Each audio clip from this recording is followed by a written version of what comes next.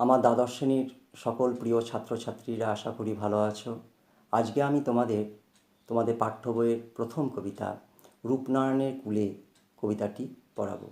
তবে পড়ানোর সময় তোমরা যদি বইটি বা কবিতাটি সামনে খুলে রাখো তাহলে তোমাদের বুঝতে সুবিধা হবে। কবিতাটি পড়ানোর আগে দু একটি কথা বলে নেওয়া খুবই জরুরি। রবীন্দ্রনাথ ঠাকুর অনেক কবিতাই লিখেছেন, কিন্তু আমাদের আলোচ্য যে কবিতাটি রূপনারায়ণের কূলে, এই কবিতাটি কিন্তু অন্যান্য কবিতা থেকে সম্পূর্ণ আলাদা। কেননা রবীন্দ্রনাথ ঠাকুর এই কবিতাটি লিখেছিলেন জীবনের প্রায় শেষ বেলায়। তখন তিনি অসুস্থ ছিলেন, প্রায় বয়স 80 বছর। এই যে দীর্ঘ পথ চলা, এই যে দীর্ঘ পথ পরিক্রমা, এর ফলে তিনি অনেক অভিজ্ঞতা তিনি কিন্তু সঞ্চয় করেছেন।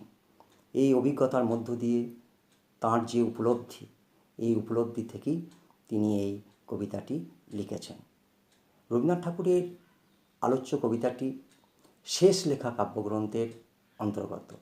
শেষ লেখা কাব্যগ্রন্থটি রবীন্দ্রনাথ ঠাকুরের মৃত্যুর প্রায় 1 বছর পর প্রকাশিত হয়। যেহেতু মৃত্যুর পর প্রকাশিত হয়েছিল, রবীন্দ্রনাথ ঠাকুর ছাপা অক্ষরে তিনি দেখে যেতে পারেননি। এই কাব্যগ্রন্থের নামকরণ বিশ্বভারতীর তরফ থেকে করা হয়। এই কাব্যগ্রন্থে মোট 15টি কবিতা আছে। 15টি কবিতাই রবীন্দ্রনাথ ঠাকুর তাঁর জীবনের শেষ বেলায় লিখেছিলেন। সেই হিসাবে এই কাব্যগ্রন্থটির নামকরণ করা হয় শেষ লেখা।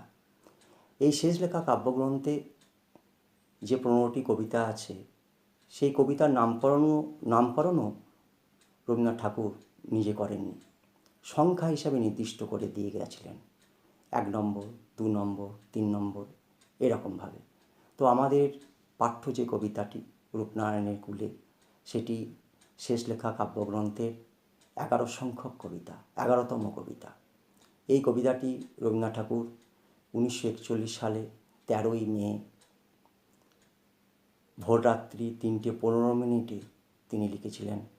শান্তিনিকেতনে যখন ছিলেন উদয়ন গৃহে, তখন এই কবিতাটি লিখেছিলেন।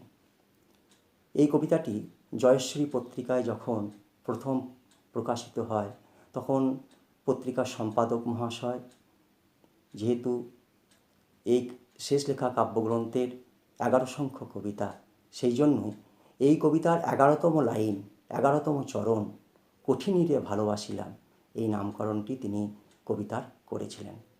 পরবর্তী সময়ে উচ্চ মাধ্যমিক শিক্ষা সংসদের তরফ থেকে এই কবিতার নামকরণটি পরিবর্তন করা হয় এবং এই কবিতার প্রথম চরণ, প্রথম লাইন রূপনারায়ণের কূলে, এই নামকরণটি করা হয়। তো এবার আমরা কবিতায় আসব। কবিতার নাম হচ্ছে রূপনারায়ণের কূলে। রূপনারায়ণ হচ্ছে একটা দক্ষিণবঙ্গের নদী।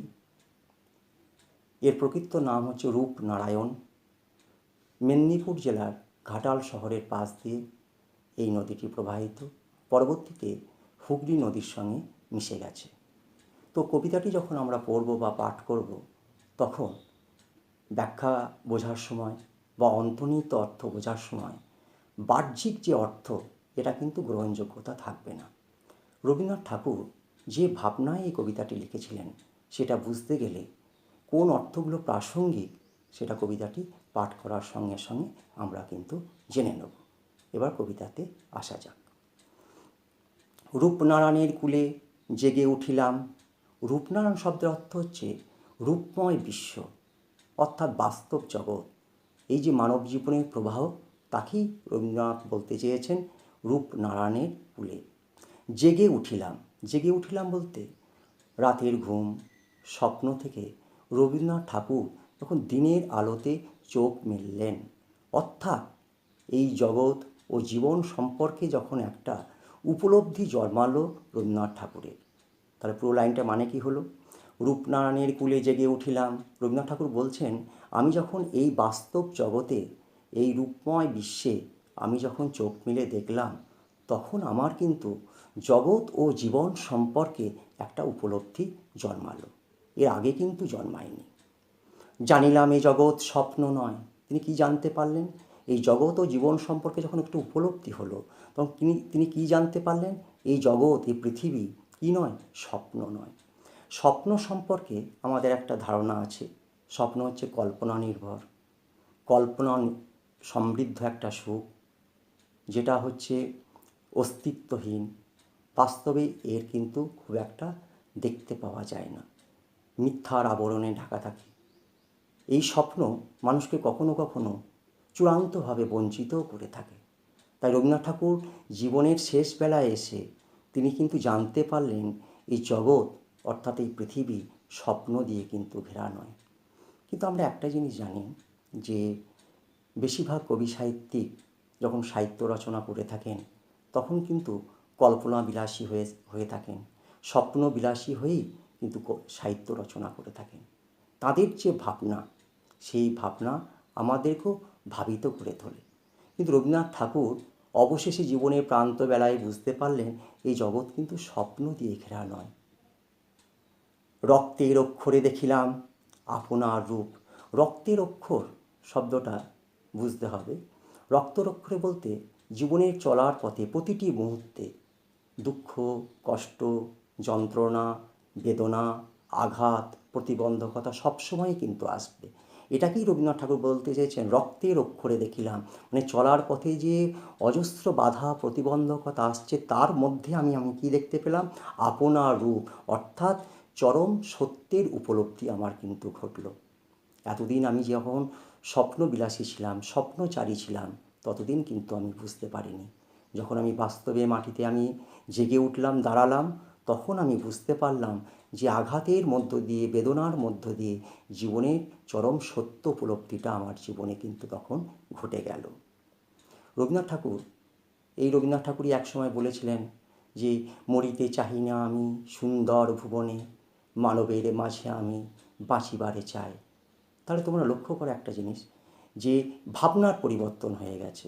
আসলে এই দীর্ঘ পথ চলতে চলতে বিভিন্ন ঘাত প্রতিঘাতের মধ্য দিয়ে রবীন্দ্রনাথ ঠাকুরের কিন্তু এই যে অভিজ্ঞতা সঞ্চয় করেছেন, যে উপলব্ধি হয়েছে, সেই উপলব্ধি থেকেই কিন্তু রবীন্দ্রনাথ ঠাকুরের ধারণাটা কিন্তু বদলে গেছে। তাই বলেছেন, রক্তের অক্ষরে দেখিলাম আপনার রূপ, চিনিলাম আপনারে।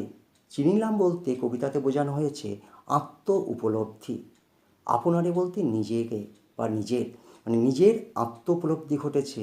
রক্তের অক্ষরের মধ্যে চলতে চলতে আমার আত্ম উপলব্ধি ঘটে গেছে।